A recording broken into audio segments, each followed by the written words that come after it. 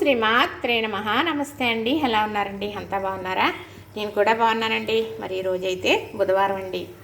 మరి మా వారికైతేని బీన్స్ కాయలు తీసుకొచ్చారు. చక్కగా మరి కొబ్బరేసి మరి పోపు పెట్టి క్యారేజీ పెట్టేశాను. మరి ఎంతో అవ్వదు కదండి. ఇలానా పులుసు చేసుకున్నాం అనుకోండి, ఇది ఎంతో ఆరోగ్యం అనమాట. ఏం పులుసు? మెంతుల పులుసు. మెంతుల పులుసు అంటే సామాన్యం కాదండి. మనకు దగ్గు కఫం తరాయించేస్తుంది. వేడి చేసింది అంటే సలవ చేసేస్తుంది. వేడి చేసిన వాళ్ళు తప్పనిసరిగా మెంతుల పులుసు పెట్టుకుని తినేసేవారు చక్కగా. తినడానికి కూడా చాలా బాగుంటుంది. ఈ పులుసు చేసే విధానం మీకు నేను చూపిస్తాను. మరి చేత్తూ మాట్లాడుతాను మీతో. ఈ పులుసుకి కొంచెం నూనె ఎక్కువే పడుతుందండి. ఎందుకంటే ఉల్లిపాయ క్వాలిటీ ఎక్కువ వేసుకుంటాం, అందుకును నూనె ఎక్కువ అనేది పడుతుందన్నమాట. చక్కగా మెంతులు కూడా చూసారా ఎన్ని వేస్తున్నానో, 2 స్పూన్లు వేసేస్తున్నానండి. మంచి రుచి వస్తుంది. ఇన్ని మెంతులు వేసేమని చేదొస్తుంది అనుకునేరు, కమ్మదనం వచ్చేస్తుంది. ఎంత రుచి వస్తుంది అంటే చక్కగా మెంతులు అయితే ఎర్రగా వేగాలి ఫస్ట్, అప్పుడు మనం ఉల్లిపాయ వేసుకుందాం. మెంతులు కమ్మటి మంచి స్మెల్ వస్తాయండి ఇలా వేగేటప్పుడు. అప్పుడు ఈ ఉల్లిపాయ ముక్కలు వేసేసుకోవాలి. ఉల్లిపాయ ముక్కలు సన్నగా తరుక్కోవాలి. ఎలాగంటే చెక్క మీదే సన్నగా తరిగేస్తే మనం తర్వాత ఇలా పట్టుకుని ఇలా అన్నాం అనుకోండి, ఇలా చక్కగా బుల్లు ముక్కల్లాగా వచ్చేస్తుందండి.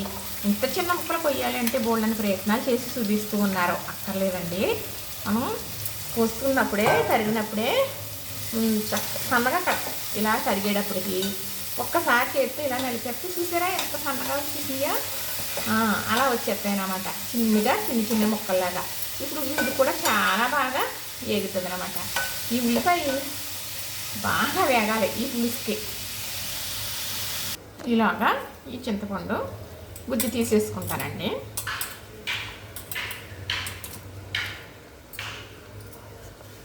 ఇప్పుడు గుత్తుగా కోసిన పచ్చిమిర్చి ఒక 8. ఉల్లిపాయ ఇంకా వేగాలండి. ఉల్లిపాయ అనేది బాగా బ్రౌన్ కలర్ వచ్చేయాల. అంత బాగా వేగితే పులుసు అంత బాగుంటుంది. పూర్వం మరి పిల్లలకి వేడి చేసిందన్నా, కూర ఏమీ లేదన్నా, మంచి ఆరోగ్యం అని కూర ఏమీ లేదని మెంతుల పులుసు పెట్టానమ్మా అనేవారండి. చక్కగా చూసారా ఎంత బాగా వేగిందో. చిన్న ముక్కలు కటింగ్ చేసుకోవడం వల్ల చిక్కగా వస్తుందండి. పులుసు అయినా గ్రేవీ అయినా కూడా, ఇగురు గ్రేవీ అయినా చిక్కగా వస్తుంది అన్నమాట. అయితే ఈ మెంతుల పులుసుకి ఉల్లిపాయ అనేది ఇంకా రోస్ట్గా వేగాలి, ఇంకా వేగాలండి. అప్పుడు ఈ పులుసుకు రుచి.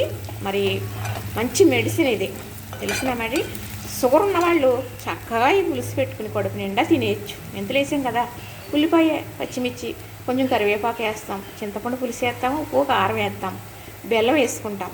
అదే షుగర్ ఉన్నవాళ్ళు మనకు బెల్లం వద్దండి అనుకుంటే మానేయండి, ఏం పర్వాలేదు. కానీ మరి చక్కటి పులుసు అంటే ఎంత గొప్ప కూర ఉన్నా కూడా వేసుకోరండి. ఇది దగ్గర పెట్టుకుంటే అంత బాగుంటుంది. మీకు క్లియర్గా చూపిస్తున్నాను కదా. తప్పకుండా ఇలా చేసుకుంటే మరి కూర ఏమీ లేదని ఇబ్బంది పడక్కర్లేదు, కానీ మంచి ఆరోగ్యం దాగి ఉన్నదండి. మెంతుల పులుసు అంటే సామాన్యం కాదండి. అమ్మో చాలా బాగుంటుంది. చూసారా చక్కగా ఎంత బాగా వేగిందో. ఇప్పుడు మనం మెంతుల పులుసు అనేటప్పటికీ మెంతులు క్వాలిటీ ఎక్కువ వేసుకోవాలి, ఉల్లిపాయ క్వాలిటీ ఎక్కువ వేసుకోవాలి. చక్కగా వస్తుంది. కూర ఎక్కువ అవ్వాలి కదా, అందుకు చింతపండు పులుసు అండి ఇది. చక్కగా చిక్కటి పులుసు అంటే బాగా చిక్కన కాదు, తగినట్టుగా ఉండాలి పులుపు ఈ పులుసుకి. తక్కువ అయితే బాగోదు. చక్కగా చూసారు కదా, ఇంతేనండి. ఇంక వేగిన పులుసు ఇది చక్కగా అయిన తర్వాత అప్పుడు ఉడుకున్నట్టు. ఇంకా కాదు, దీంట్లో వేయవలసినవి చాలా ఉన్నాయి. ఇదిగోనండి ఉప్పు, ఇది కళ్ళుప్పు చక్కగా. అలాగనే మరి పసుపు, కారం వేసేసాను కదా. ఇందులో వేయవలసింది ముఖ్యంగా బెల్లం అండి. ఎందుకంటే మరి పిల్లలకి మనం మెంతులు పులుసు పెట్టి ఇలాగా పెట్టారు అనుకోండి, కడుపు నిండా తినేస్తారండి. బెల్లం వేయాలి ఎప్పుడు కూడా ఈ పులుసుకి. ఒకవేళ షుగర్ వల్ల మనం తీపి వద్దు అనుకుంటే చిన్న ముక్క వేసుకోండి, లేదంటే వేయకపోయినా పర్వాలేదు. ఆ మాత్రం బెల్లం పడితే కూరకి గొప్ప రుచి వస్తుంది. చక్కగా కరివేపాకు ఉందండి, ఆకులు దూసేసుకున్నాను అంతే. ఇదేమి ఇంకా మనం ఇందులో ఎన్ని వేసేసాను చూసారు కదా, ఇంతే. ఇది కొంచెం మనకి ఉడికిపోయిన తర్వాత కట్టేసుకోవడమే. ఈ కూర 4 రోజులు ఉన్నా కూడా అలానే ఉంటుంది. ఒక స్పూన్ వేసుకోవాలి. ఈ కూరే కాదు, ఏ కూర అయినా చెయ్యి అనేది తగలకూడదు. అలాగా ఎక్కువ రోజులు ఉంటుంది, ఎక్కువ పూటలు ఉంటుందని చెప్పే కూరలో జాగ్రత్తగా మనం ఆ రోజుకి ఆ రోజు అయిపోయి ఎలా వాడుకున్నా పర్వాలేదు, అలాగని చేతులు పెట్టమనుకోండి. చక్కగా చూసారా, ఇప్పుడే చిక్కగా ఉంది కదా, ఇంకా ఉడికాక ఇంకా బాగుంటుంది. ఉడికాక మీకు నేను చూపిస్తాను.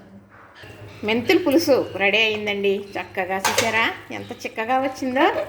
ఎప్పుడు కూడా ఉల్లిపాయ సన్నగా కట్ చేసుకోవాలి. మనం ఇలా పులుసు కూరలు అనేటప్పటికి ఎక్కువ క్వాలిటీ వేసుకోవాలి ఉల్లిపాయ. అదేనండి, అప్పుడు ఇంత బాగా వస్తుంది. మీకు చూపిస్తాను. ఇదిగోనండి చక్కగా. మరి ఇది రైస్లో కలుపు తింటుంటే ఎంత బాగుంటుందో తెలుసా అండి. చాలా బాగుంటుంది. అన్నం అంతా ఈ పులుసుతోటే తినేస్తాం. మరి పిల్లల కోసం పెద్దల కోసం ప్రత్యేకంగా చేసేవారు. వేడి చేసింది అన్నప్పుడు, కఫం పట్టింది అన్నప్పుడు, వర్షాకాలం శీతాకాలం అని ఏమీ చూడరండి. ఈ సలవ వేరు, నజ్జు వేరు. సలవ అంటే మనకి బాడీ కూలిచ్చేస్తుంది తప్ప, నజ్జు అనేది కఫం పెరిగి అది నజ్జు ఓబురు అంటూ ఉంటుంది అన్నమాట. ఇది కాదు, ఇది సలవ. మెంతులు అనేది మనకు చాలా మెడిసిన్. మన పోపుల డబ్బాలో ఉంటే ప్రతి కూరలోనే పడతాయి కదా. కాబట్టి ఇదిగోనండి చక్కగా మెంతులు పులుసు మొన్న నుంచి పెట్టుకుందాం అనుకుంటున్నాను. ఇది 4 రోజులు 5 రోజులు వేసుకుంటానండి నేను. చక్కగా ఉండి కొలిది మగ్గి అంటారనమాట. మరి పెద్దోళ్ళం కదా మేము, అదే ఊరి కొలిది బాగుంటుంది అనమాట చక్కగా. మరి ఎన్నో రకాల కూరలు వండుకుంటారు కదండి. పెద్ద పెద్ద పులుసు అంటారా, ఆ పులుసు ఈ పులుసు కాడ ఎందుకో పనిచేయదు. నాకు మాత్రమే తెలుసు, నిజం మాత్రమే చెబుతాను. చూశారు కదా, నచ్చిందా? చక్కగా ఇంట్లో మెంతులు ఉండవా, ఉల్లిపాయలు ఎలానే ఉంటాయి, పచ్చిమిర్చి కరివేపాకు, ఇంతేనండి. చక్కగా పెట్టేసుకోండి. చక్కగా ఇలా పెట్టుకుని ఎవరైనా సరే ఒక్క కామెంట్ పెట్టారనుకో, అబ్బా నాకు మనసుకి ఎంత ఆనందమోనండి. గాలిలో తేలిపోతాను. మరి నేను చెప్పిన వంట చేసేసుకున్నారా, నేను చేసిన వంట చూసేసారా, తినేసారా అని ఆనందం నాకు. సరేలేండి, ఏదేమైతేనేమి మంచి ఆరోగ్యమైన పులుసు చూపించాను. నచ్చిన వారు చేసుకోండి. మీకు నచ్చితేనే సుమండి లైక్ చేయండి, షేర్ చేయండి, సబ్స్క్రైబ్ చేయండి. అలవాటుగా చెప్పేస్తూ ఉంటాను. సరే చూసారు కదా, చక్కగా మెంతుల పులుసు అనేది రెడీ అయిపోయింది. లైక్ చేయండి, షేర్ చేయండి, సబ్స్క్రైబ్ చేయండి.